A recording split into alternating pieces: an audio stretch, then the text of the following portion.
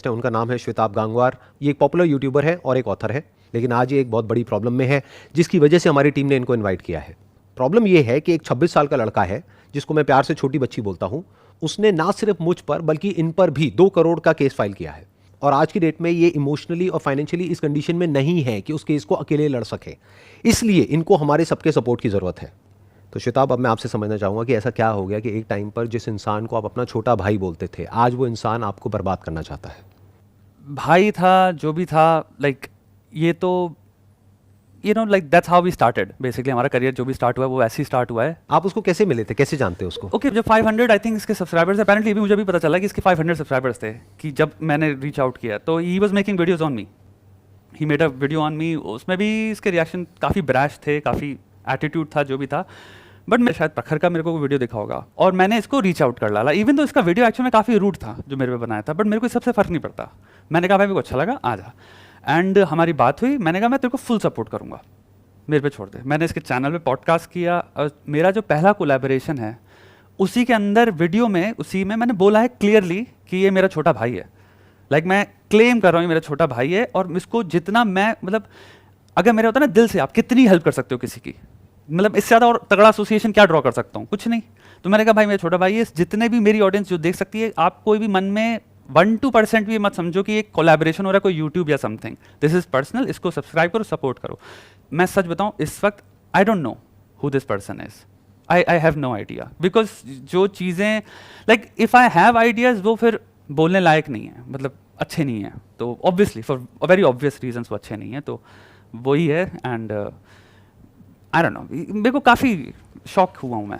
मैंने आपका community post पढ़ा था जहाँ पर आपने लिखा था जी कि क्या प्रॉब्लम्स चल रही हैं आपकी लाइफ में। आपकी मदर का ट्रीटमेंट चल रहा है कैंसर का, और कैंसर क्या है वो वही समझ सकता है जो कि वो तो वर्ड ही इनफ है। हाँ, वो वर्ड ही इनफ है। हाँ, वर्ड सुन के ही डर लगता है। सच बता रहा हूँ, मतलब घर में कोई भी इंसान हो, मतलब वर्ड ही ऐसा है कि वो वर्ड सुन के ही डर लगने लग जाता है। दूर के रिश्तेदारी में कोई भी हो, एक वर्ड आ जाता है कैंसर हो गया इनको, राइट। आदमी कहता है अरे मैं हार जाऊंगा। मैं बहुत जेन्युइन बता रहा हूँ, अगर मेरी मम्मी को कुछ सीरियस हो जाएगा ना बहुत ज़्यादा, मेरा रिग्रेट यही है मैं वो नहीं दे पाया जो उन्होंने हमें दिया है।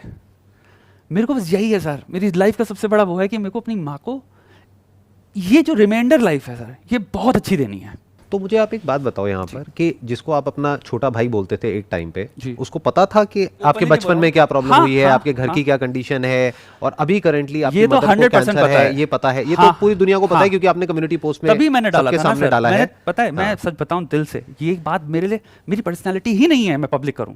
तो अब जब उन्होंने आपको कोई लीगल नोटिस नहीं भेजा है, सीधा ही केस कर दिया है 2 करोड़ का, तो अभी करंटली आपकी मेंटल स्टेट क्या है? मतलब अभी आप इस सिचुएशन को कैसे डील कर पा रहे हो? जो चीज वर्स्ट चीज हो सकती थी to go wrong, this is it.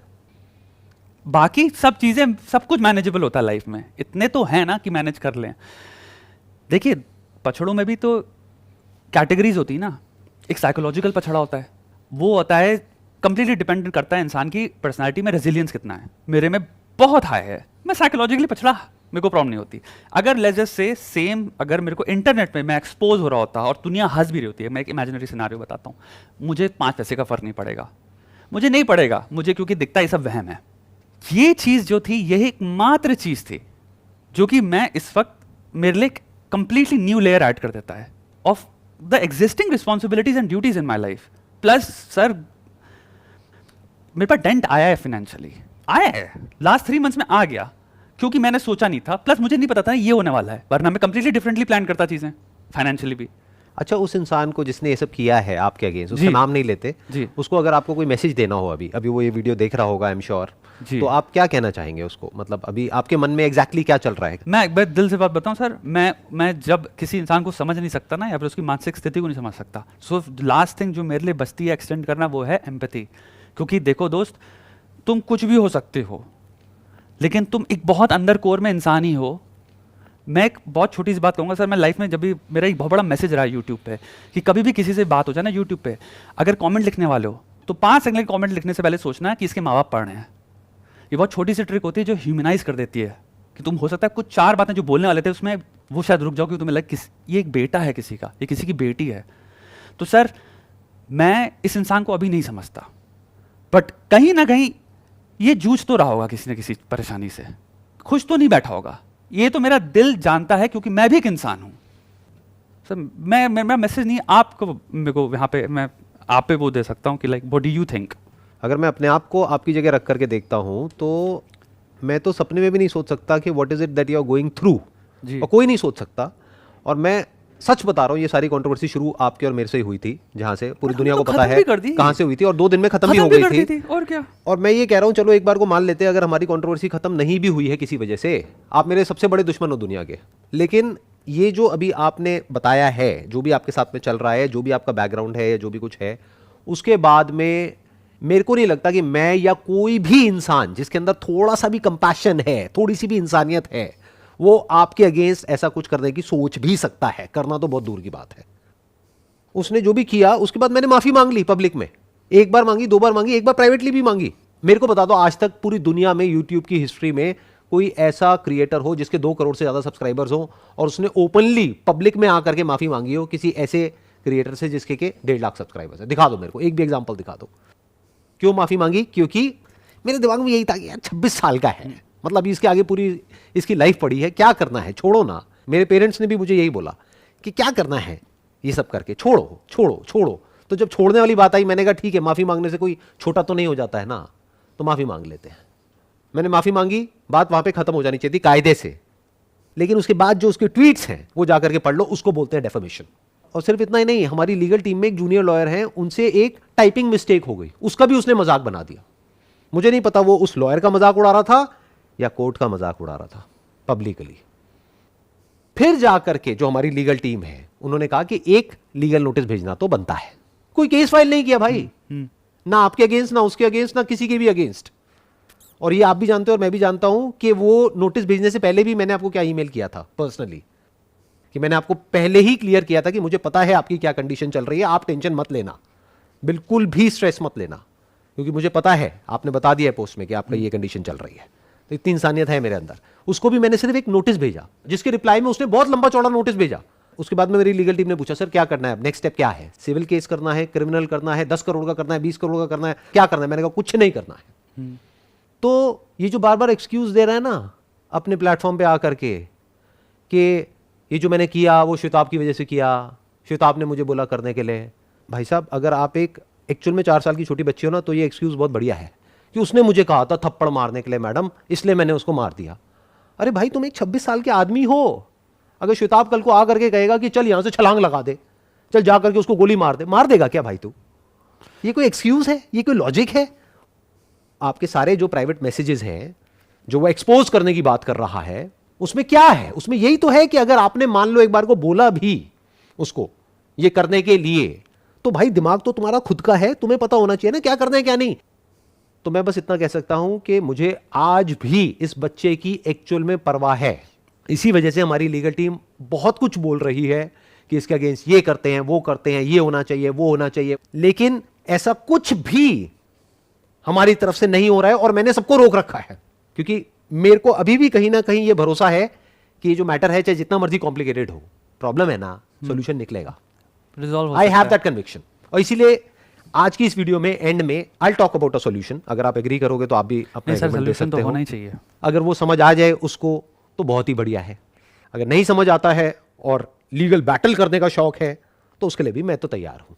और वर्स्ट केस सिनेरियो पकड़ लो कि अगर आप ये केस हार भी जाते हो तो मैं कमिट करता हूं कि आपको 2 करोड़ रुपए नहीं देना है, वो 2 करोड़ रुपए मैं दूंगा, क्योंकि वहां पे हमको क्वांटिफाई भी करना पड़ेगा कि अगर आप 2 करोड़ मांग रहे हो तो ऐसा नहीं है कि आपको 2 करोड़ मिल जाएगा, यू हैव टू क्वांटिफाई कि भैया what is the basis of that.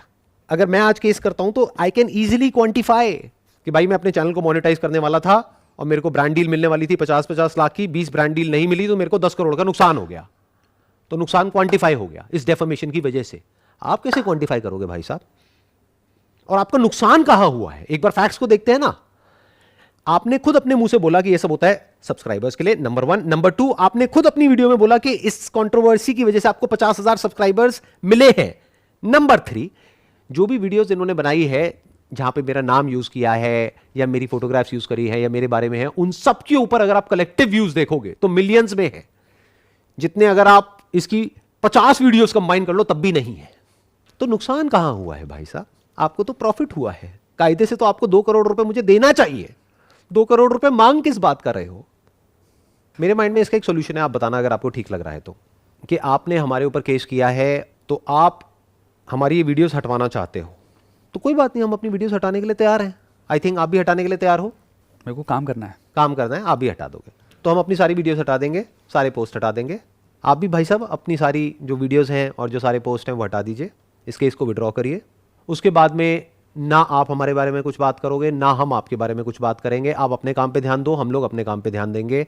उसके बाद में अगर आप अपना काम अच्छे से करते हो तो हो सकता है फ्यूचर में हमारी टीम आपको इन्वाइट करेगी यहाँ पर आने के लिए, और फिर हम साथ में बैठेंगे, बात करेंगे, पुरानी बातों को भूल करके, ऑडियंस को क्लियर करके कि हमारी पास में जो भी मिसअंडरस्टैंडिंग्स थी वो सब क्लियर हो गई है। एक नए सिरे से एक नई शुरुआत करेंगे, बशर्ते कि आपका भी माइंड सॉल्यूशन ओरिएंटेड है।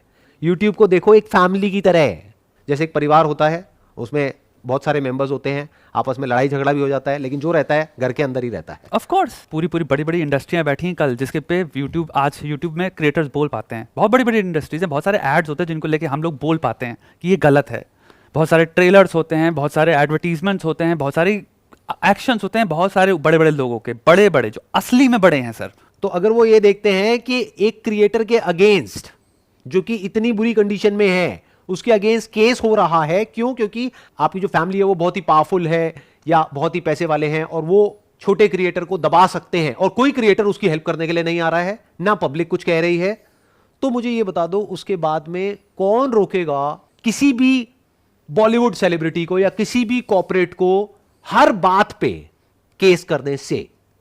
मेरी आप सबसे हाथ जोड़ करके रिक्वेस्ट है, जितने भी यूट्यूब के क्रिएटर्स हैं, अरे भाई साहब इनके साथ में खड़े हो जाओ, क्योंकि अगर आज आप खड़े नहीं हुए तो कल आपके साथ में कोई खड़ा नहीं होगा। कोई भी आकर के आपके अगेंस्ट केस करेगा, ना आपके साथ में पब्लिक खड़ी होगी, ना आपके साथ में कोई क्रिएटर खड़ा होगा।